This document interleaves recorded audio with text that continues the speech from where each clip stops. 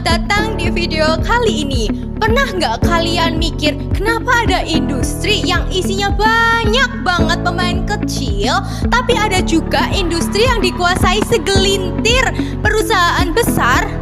Nah, itu namanya konsentrasi industri. Hari ini kita bakal bahas dua kasus yang menarik. Yang pertama, Getuk Goreng Sokaraja, UMKM khas Banyumas dengan konsentrasi rendah. Dan yang kedua, Bank BRI, salah satu bank terbesar di Indonesia dengan konsentrasi tinggi. Dan kita analisis pakai kerangka SCP, Structure Conduct Performance. Yuk kita mulai.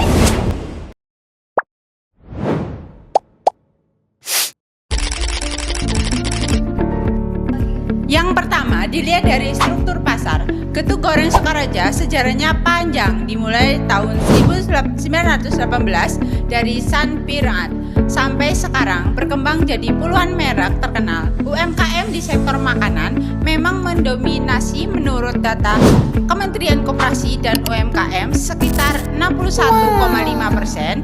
UMKM Indonesia bergerak di bidang kuliner, Kemenkop UMKM 2023. Jadi strukturnya itu banyak pemain kecil mirip persaingan monopolistik dengan konsentrasi rendah.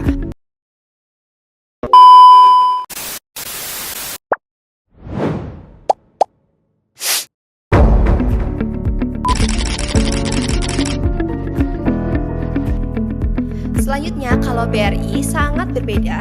Bank ini berdiri tahun 1895 di Purwokerto, didirikan oleh Raden BI Arya Wira Atmaja. Menurut laporan keuangan aset BRI tembus senilai 1.894,12 triliun per Desember 2023 berdasarkan laporan tahunan BRI 2023. Dalam konteks industri perbankan, CR4 yaitu pangsa 4 bank terbesar yaitu BRI, BCA, Mandiri, dan BNI menguasai lebih dari 60% total aset perbankan nasional menurut OJK Statistik Perbankan Indonesia 2023. Jadi jelas banget ya kalau struktur pasarnya oligopoli dengan konsentrasi tinggi.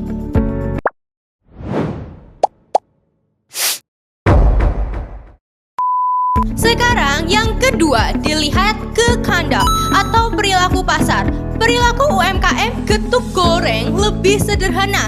Menurut studi BPS tahun 2022, rata-rata pendapatan UMKM makanan skala mikro di Jawa Tengah di bawah 10 juta per bulan.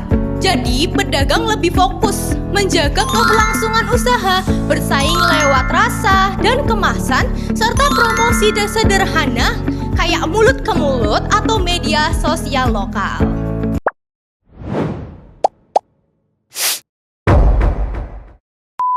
Sementara BRI punya strategi besar. Mereka ekspansi ke desa lewat Bariling dan per 2023 tercatat lebih dari 600.000 agen Bariling yang aktif di seluruh Indonesia.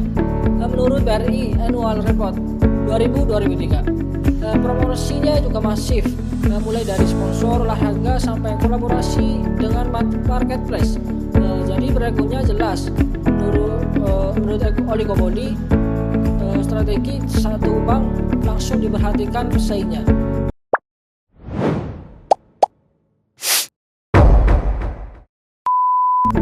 Sekarang bagian terakhir, performan gimana sih kinerja pasarnya. Dari sisi kinerja UMKM, Getuk Goreng Sokaraja memang memberikan kontribusi nyata ke ekonomi lokal. Data BPS Banyumas 2023 menunjukkan sektor UMKM menyumbang lebih dari 60% tenaga kerja informal di daerah. Tapi tantangannya, margin keuntungan tipis, skala kecil, dan daya saing nasional masih terbatas.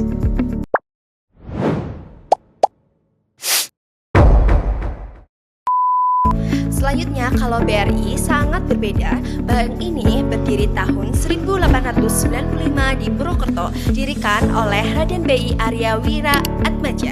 Menurut laporan keuangan aset BRI tembus senilai 1.894,12 triliun per Desember 2023 berdasarkan laporan tahunan BRI 2023. Dalam konteks industri perbankan, CR4 yaitu pangsa 4 bank terbesar yaitu BRI, BCA, Mandiri, dan BNI menguasai lebih dari 60% total aset perbankan nasional menurut OJK Statistik Perbankan Indonesia 2023. Jadi jelas banget ya kalau struktur pasarnya oligopoli dengan konsentrasi tinggi.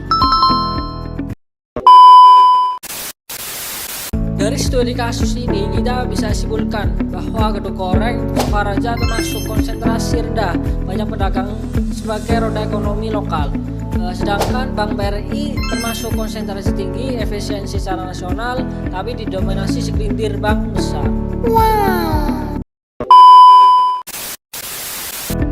Nah, apa sih rekomendasi kebijakan yang bisa dilakukan?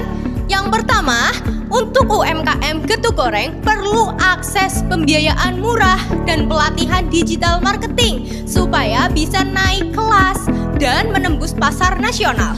Misalnya lewat program kredit usaha rakyat atau KUR atau inkubator UMKM daerah. Yang kedua, untuk perbankan, regulator seperti OJK dan BI harus terus mengawasi konsentrasi pasar supaya persaingan tetap sehat. Bisa lewat kebijakan mendorong bank-bank kecil menengah agar ikut kompetitif dan tidak kalah oleh dominan Big Four. Jadi intinya konsentrasi rendah butuh dukungan biar naik kelas, sedangkan konsentrasi tinggi butuh pengawasan biar nggak menimbulkan ketimpangan. Dengan SCP Framework, kita bisa lebih paham bagaimana struktur memengaruhi perilaku dan ujungnya menentukan kinerja industri. Semoga video tadi dapat bermanfaat untuk kalian ya. Jangan lupa like, share, Dan jangan lupa komentar di bawah ini. sampai ketemu di video selanjutnya. Bye-bye!